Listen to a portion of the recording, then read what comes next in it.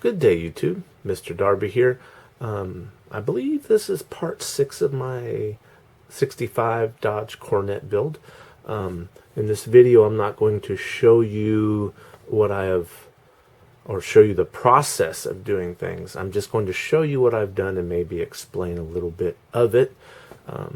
Sometimes it's hard for me to take the time to set up for video and to get it done when there's so many other things I have going on. The episode is short and doesn't actually show me doing anything, but showing what I have already accomplished. Here we have my the body finished pretty much. I have a few things I need to do to it. I've put down the chrome, and I've used two types of techniques. I've used bare metal foil for most of it, and I've used the Moloto chrome pins, or however you pronounce it, to try to...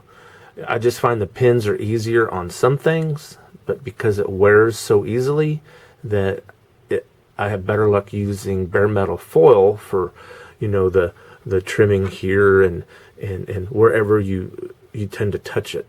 So most of it is bare metal foil. Right here, the wing vent, that's Moloto marker. The wheel wells, which I'm thinking I may have to redo,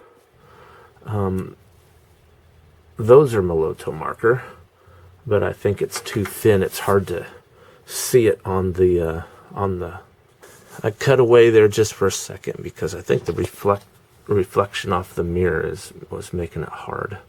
I don't know if by turning off the light on my booth will help.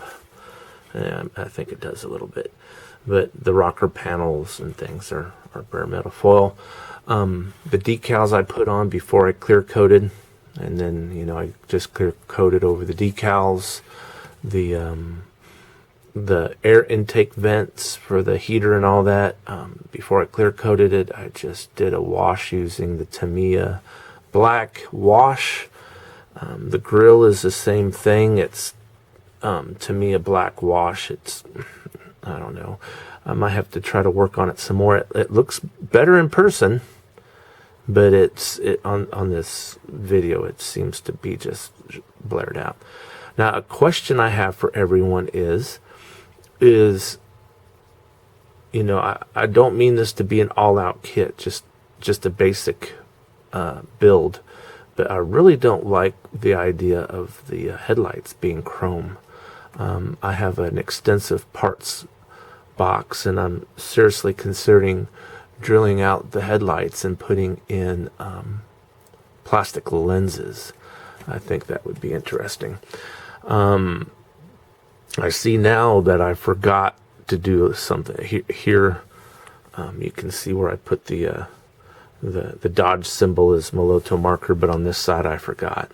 I'm good at forgetting stuff like that, you know. I'm glad I caught it now instead it's on the table at a contest and no one notices it. Here we have the other side, Moloto marker for the Chrysler emblem. It looks kind of weak. It might have wore off from moving around. I might have to put some more on. And this same with I put the marker on the door handle and on the lock key part. Here you see a little goober or a black spot. That's just stickiness from the foil. When I use the foil, I can clean that off with a Q-tip and a small amount of rubbing alcohol. This is the 300 or the 500 decal. That was actually rather difficult for me to get on. It didn't want to lay out. In fact, I messed with it so much I wound up having to put a thin layer of floor polish underneath of it so it would give it some stickiness. The rear, I don't know what you call it, valance, or this dress-up piece, the tail lights, where the Dodge emblem is, I just used a, let's see if it'll focus or not. I used my arm's also taking the light away from it. There we go. I used a black Sharpie, a fine tip Sharpie to color in the black area. And I don't know if you can see it or not, but I used a red fine tip Sharpie to put a little red in the middle, because that's the way the Dodge symbol is. I'm not quite finished. I'm going to have to take this off because it's not sitting in there the way I want. There's still a big gap. I probably need to drill the holes out that it goes in. Even though it's a snap kit, I'd rather drill the holes out oversized, stick it in there, and then just super glue it from the back. But yeah, this is what it looks like so far. Another thing I did that's not right, or I wouldn't say that, something different from the real car is this chrome side molding. They're black inside of those fake vents, and I went with red because, I don't know, it gave it a more tough look, more like maybe a nostril look or something. I like the way the red looks, and it goes with the Coronet 500 idea, even though you don't see a lot of the red in the emblem. I'm on the fence whether or not I should do a wash and wash out put a wash in the door lines. Actually, to me, I can see the door lines quite well.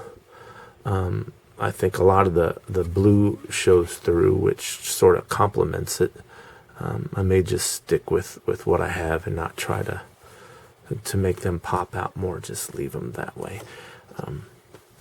So yeah, that's what I've got so far. If you have any questions, let me know, and or post them down there, and when I see them, I'll try to respond right away. I noticed today I had a question on my last video. It was a month old, and I hadn't answered it, and I apologize for that. You know, I get just busy and get distracted. So this is what she looks like so far. I am detailing the motor, but not super detailed. I'm just doing a basic wiring job on it and a few things. I'm not going to get all intricate with it. That's, you know, what I've got so far on the 65. Stay tuned for another video that should come out shortly after this one. It all depends on how long it takes to upload this video, you know.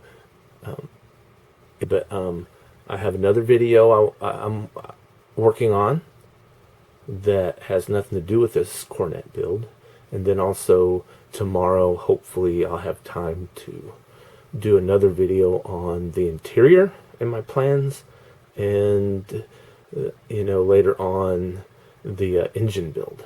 And then we should be doing a wrap-up on the 65. So, with that, my friends, enjoy your life, enjoy the day. Remember, it's just a hobby. Enjoy it. And good day.